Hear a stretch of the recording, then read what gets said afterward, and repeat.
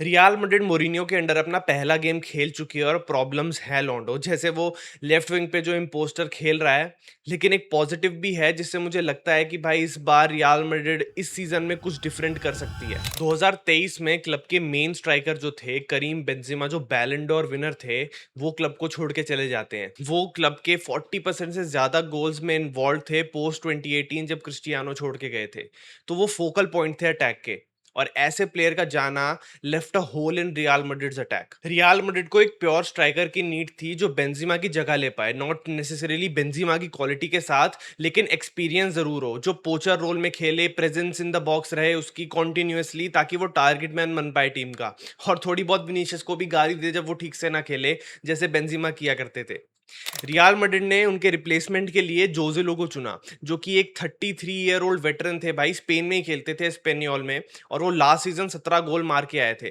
तो क्वालिटी तो थी, हाँ, वर्ल्ड क्लास प्लेयर नहीं थे, लेकिन अपनी जॉब ठीक से करते थे। और यहीं पे बहुत सारे क्वेश्चंस रेज होने लगे जोजेलू की साइनिंग पे, क्योंकि भाई रियल मैड्रिड फैंस का कहना था कि भाई इतने हाई स्टेक्स में खेलोगे आप, इतने हाई प्रेशर पे खेलोगे, यहाँ तो वर्ल्ड क्लास प्लेयर्स भी कभी कभी फ्लॉप हो जाते हैं, वहां पे जोजेलू कैसे बेंजिमा की जगह ले पाएगा।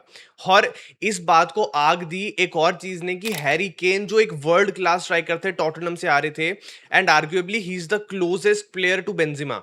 तो काफी क्लियर बनता है कि भाई बेंजिमा की रिप्लेसमेंट हैरी केन बन सकते थे, और हैरी केन का जो कैंप था वो भी ओपन था to the possibility of joining Real Madrid. लेकिन फिर भी Real Madrid went with Joselu, जिसकी वजह से बहुत ज्यादा गुस्सा था रियल मैड्रिड फैंस के अंदर कि भाई जब Harry Kane as an option है, वो एक वर्ल्ड क्लास स्ट्राइकर है, तो तुमने जोसेलो को क्यों साइन किया। और अब मैं अगर वापस देखता हूं तो भाई एंचेलोटी का प्लान शायद यही था कि उन्हें एक बैकअप ऑप्शन चाहिए था, उन्हें एक स्टार्टिंग 11 में डालने वाला प्लेयर नहीं चाहिए था, उन्हें ऐसा प्लेयर चाहिए था जो वो स्लॉट इन कर दें जब उनका अटैक किसी लो ब्लॉक टीम को तोड़ ना पा रहा हो, स्कोर ना कर पा रहा हो, और वहां पे वो एक टारगेट मैन बन के स्कोर कर दे। तो वो सुपर सब की तरह एक्ट करता। लेकिन जोजेलू की real advantage I real Madrid versus Ben के यूसीएल सेमीफाइनल में, जहां पे रियल मैड्रिड ट्रेल कर रही थी, वो चांसेस बना तो रहे थे लेकिन स्कोर नहीं कर पा रहे थे, क्योंकि कोई खास प्रेशर था नहीं बॉक्स के अंदर। रियल मैड्रिड चांसेस क्रिएट कर रही थी बाहर से, ड्रिबलिंग करते हुए विनीशियस आ रहे थे, शॉट्स भी बाहर से ले रहे थे, लेकिन जब तक अंदर कोई प्रेशर नहीं था बॉक्स के, बेन वॉज क्वाइट कंफर्टेबल। लेकिन सब कुछ बदल गया जब जोजेलू को सब इन किया गया।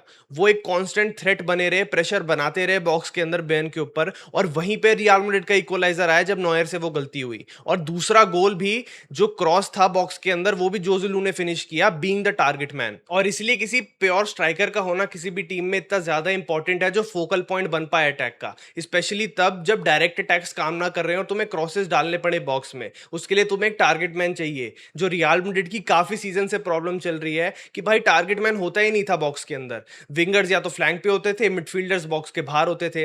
वहां पे जोजुलू बहुत इजीली फिट इन कर गए और उन्होंने अपना रोल बहुत परफेक्टली निभाया, जिसकी वजह से ही went from being questioned as a striker to being loved by Real Madrid fans.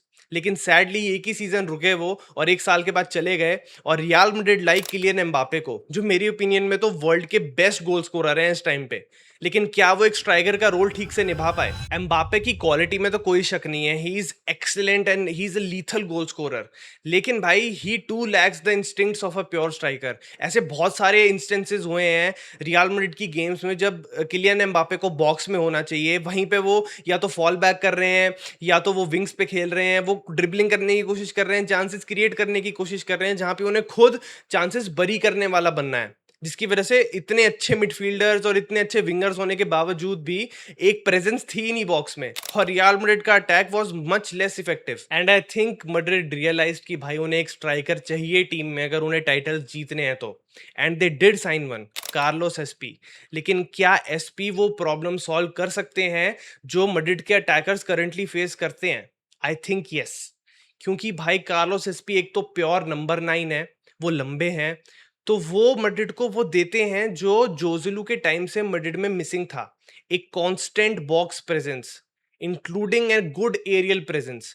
अब किलियन एम्बापे भाई बहुत तगड़े प्लेयर हैं, अच्छे गोल स्कोरर हैं, लेकिन तुमने उनको कितनी बार जेन्युइनली हेडर्स मारते हुए देखा है टीम में? अब अगर क्रॉसेस आएँगे, तो हेडर्स एक बहुत ही लीथल वेपन बन जाता है किसी भी प्लेयर के लिए स्कोर करने के लिए गोल्स को। अब कार्लोस एसपी वो चीज़ प्रोवाइड करते हैं रियल मैड्रिड में एंड उनका इम्पैक्ट भी भाई विजिबल था। अभी रियल मैड्रिड की पहली ला लीगा गेम में जब 1-1 ड्रॉ चल रहा था, वहाँ पे कार्लोस एसपी वो प्लेयर बने जिन्होंने मैड्रिड को 2-1 से गेम जितवाया। अब even though Madrid has amazing attackers in the form of Mbappe, Diomande, Vinicius Junior, अभी नहीं है, बट आई बिलीव मोरिनियो थोड़े डंडे बजाएगा, इसको याद दिलाएगा ये कैसे खेला करता था एंड होपफुली हमें रियल विनीशियस जूनियर देखने मिले। बट द पॉइंट इज इतने अटैकर्स होने के बावजूद भी कार्लोस एसपी एक यूनिक क्वालिटी लाते हैं अटैक में to win specific kind of games. और दूसरी तरफ भाई देखो तुम्हें अटैक में कितनी वैरायटी देखने मिल रही है। तुम अगर एम्बापे को लेफ्ट विंग कर दोगे और कार्लोस एसपी को स्ट्राइकर खिला दोगे तो तुम्हें एक डिफरेंट फॉर्म ऑफ अटैक देखने मिलेगा as compared to Vinicius, Mbappe and Diomande. तो मोरिनियो के पास भी टैक्टिकली काफी सारे ऑप्शंस हो जाते हैं। मैड्रिड के अटैक में अब तो कोई कमी लगती नहीं है, मुझे तो कसम से टीम में भी कमी नहीं लगती है, लेकिन मैं इतना जल्दी बोलना नहीं चाहता क्योंकि भाई पिछले 2 सीजन से मैड्रिड इलीगली है लेकिन ट्रॉफी एक भी नहीं लाई। तो 2-4 गेमें ढंग से बैठ के देख लेते हैं और फिर बिठाएंगे सब आराम से। मिलते हैं। बाय।